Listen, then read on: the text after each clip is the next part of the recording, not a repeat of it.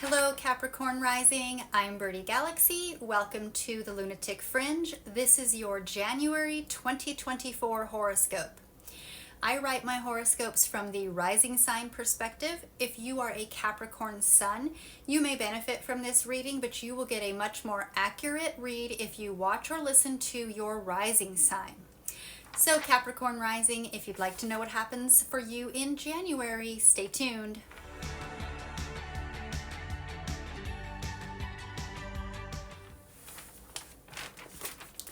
Okay, Capricorn. Now, this might be a very heavy month for you. There is going to be a lot of activity going on in Capricorn. So, you as a Capricorn rising, your first house is Capricorn.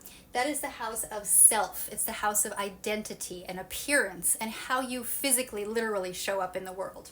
It's also your perspective on the world. So, we start out January with the sun still in Capricorn. It's still your season. It is Capricorn season for another few weeks. But we're going to focus on Mercury right now. So Mercury is right next door in Sagittarius. And Mercury has been retrograde since the middle of December. Now Mercury is going direct on January 1st. So Sagittarius is your 12th house, Capricorn. The 12th house is the house of the subconscious mind. It's the house of self-sacrifice, of spirituality, and solitude. So it literally is the last house before we start all over again. So it's the house where we sort of shed our physical mundane self and we dive into the spiritual psyche. Now with Mercury moving direct here, in this 12th house, in Sagittarius, it is really bringing a period of clearer, more concise and precise communication and introspective insights, especially related to the spiritual or the hidden or the subconscious aspects of your life. The secrets in your mind that no one knows about, the self-destructive behavior that you may or may not be conscious of. This is the house of not only solitude, but it can also be the house of self-destruction. And that can be a good or a bad thing. We do need to self-destruct before we can shed the old and move on to something new, but self-destruction can also be ultimate destruction. So, moving on January 4th, Mars, the energy of upheaval, it can bring crisis, but it generally brings revelation with that upheaval. Mars is also moving into your first house. Now we're going to try to make a little room here because there's going to be a lot going on in this house.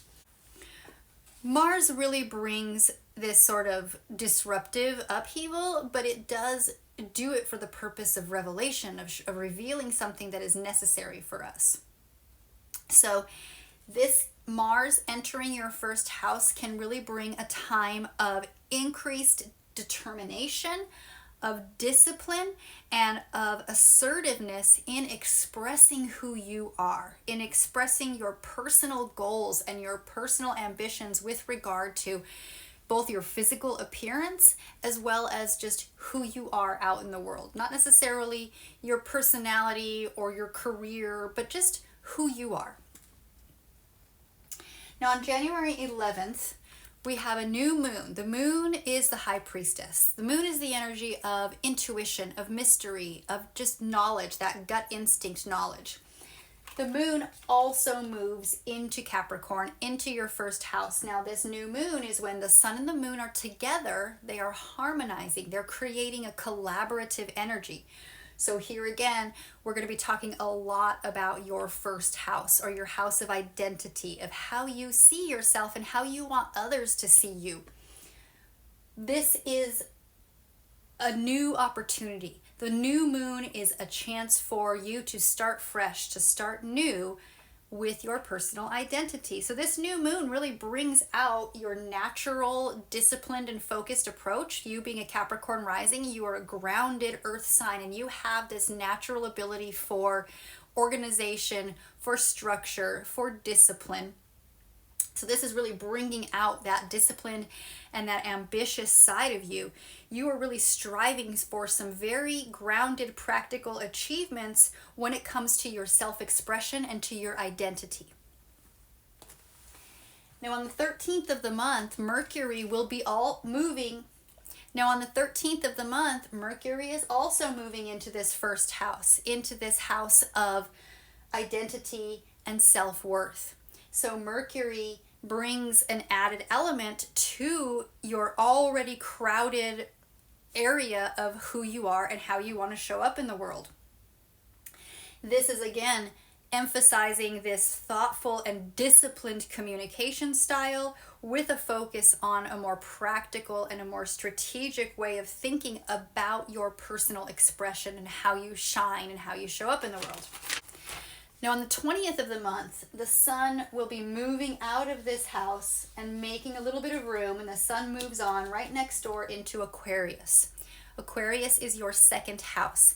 The second house is the house of finances, of personal finances, of your money, your monetary worth, of your possessions, your resources that you have at hand. This is where you find the house of self-sufficiency and stability and security. This is also your house of self-worth, not just physical monetary worth, but your sense of self and of emotional and intellectual worthiness. So the sun moving into this second house, into Aquarius, Aquarius is a very unique and individual sign.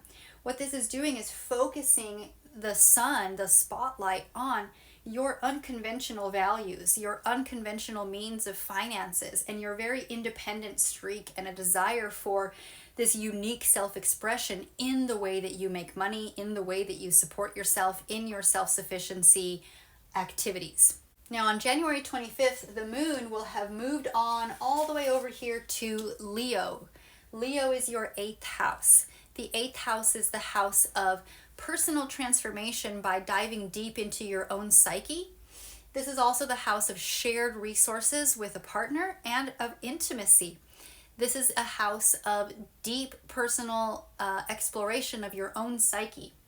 So the full moon is when the moon and the sun are opposite. So now they are no longer working together in harmony. Now they're opposing each other. And that oppositional energy can create a feeling of separation or a need to find balance between these two areas of your life. So you have your personal possessions, personal security, monetary security, personal finances, and then you have shared resources, shared finances, something that you are experiencing with another.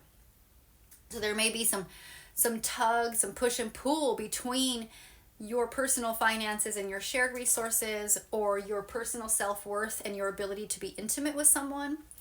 This is a time for finding balance. So this full moon is really illuminating some intense emotional and creative passions that really foster this deep exploration of your personal psyche, of your personal secrets, things that are hidden deep within, as well as your ability to share resources or to share intimacy with another person.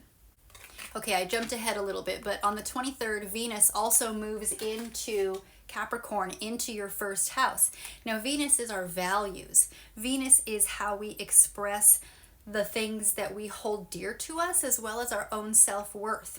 So Venus moving into your first house, into your house of identity, is really bringing out that desire for it's bringing out how much you value self-expression and how much you value your ability to express yourself, not only in your individual sense of self, but also in how you show up in the world. So Venus in this first house is really bringing that sense of value and sense of worth to your self-identity and to your self-expression.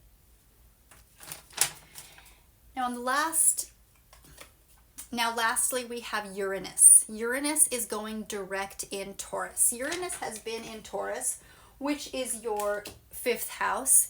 It's been there for a while, but it has been retrograde. So that, of course, is that energy of reevaluation, reassessment, realignment. With Uranus going direct in this 5th house, this is the house of play, of pleasure, of recreation, of romance. It's also the house of sex, and sex leads to procreation. This is the house of children. It's the house of fun, childlike energy, of joy and vitality. So Uranus going direct in this 5th house is really bringing about some unexpected and innovative shifts within your area of creative self-expression, as well as romantic pursuits, or even your areas that have to do with children, with working with children, or even creating children, or how you express yourself creatively with your own children.